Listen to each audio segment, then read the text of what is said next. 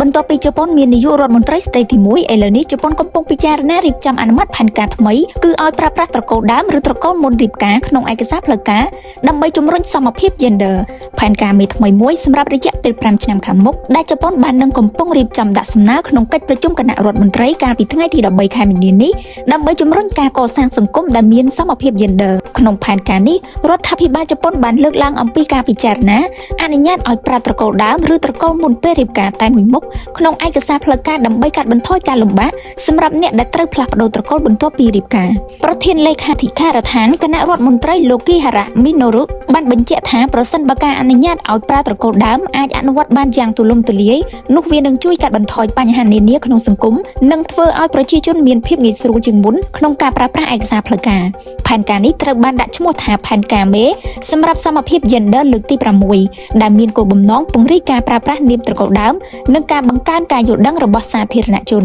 រដ្ឋាភិបាលជប៉ុនក៏កំពុងពិចារណារៀបចំច្បាប់ថ្មីដើម្បីអនុញ្ញាតឲ្យប្រើត្រកូលដើមតែមួយក្នុងឯកសារផ្លូវការផងដែរក្រៅពីនេះផែនការថ្មីក៏បានកំណត់គោលដៅបង្កើនសមាមាត្រស្ត្រីក្នុងតំណែងដឹកនាំឲ្យបានឆាប់តាមដែលអាចធ្វើទៅបានរហូតដល់ឆ្នាំ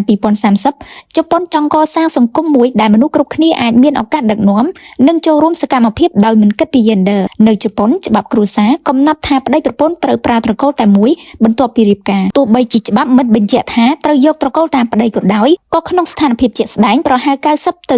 95%នៃស្ត្រីជប៉ុនជ្រើសរើសយកត្រកូលតាមប្តីដោយសារប្រពៃណីនិងសម្ពាធសង្គមប៉ុន្តែក្នុងប៉ុន្មានឆ្នាំចុងក្រោយនេះមានការពិភាក្សាខ្លាំងនៅជប៉ុនអំពីការអនុញ្ញាតឲ្យប្រើត្រកូលដើមឬត្រកូលមុនពេលរៀបការក្នុងជីវិតសង្គមជាក់ស្ដែងនិងឯកសារផ្លូវការដើម្បីបង្កើនសេរីភាពក្នុងការជ្រើសរើសនិងជំរុញសមភាព gender យោងតាម The Japan Times ដែលបានចុះផ្សាយនៅថ្ងៃទី6ខែមីនាបានឲ្យដឹងថាគោលនយោបាយនេះគឺផ្អែកលើការណែនាំដែលផ្ដល់ដោយនាយករដ្ឋមន្ត្រីជប៉ុនលោកស្រី Takaichi Sanae ទៅកាន់រដ្ឋមន្ត្រីដែលពាក់ព័ន្ធចំពោះគោលនយោបាយថ្មីនេះផងដែរកំពុងទាក់ទាញការចាប់អារម្មណ៍យ៉ាងខ្លាំងព្រោះវាអាចនាំមកនូវការផ្លាស់ប្ដូរដ៏សំខាន់ក្នុងប្រព័ន្ធគ្រួសារនិងសមភាពស្ត្រីនិងបុរសនៅក្នុងសង្គមជប៉ុន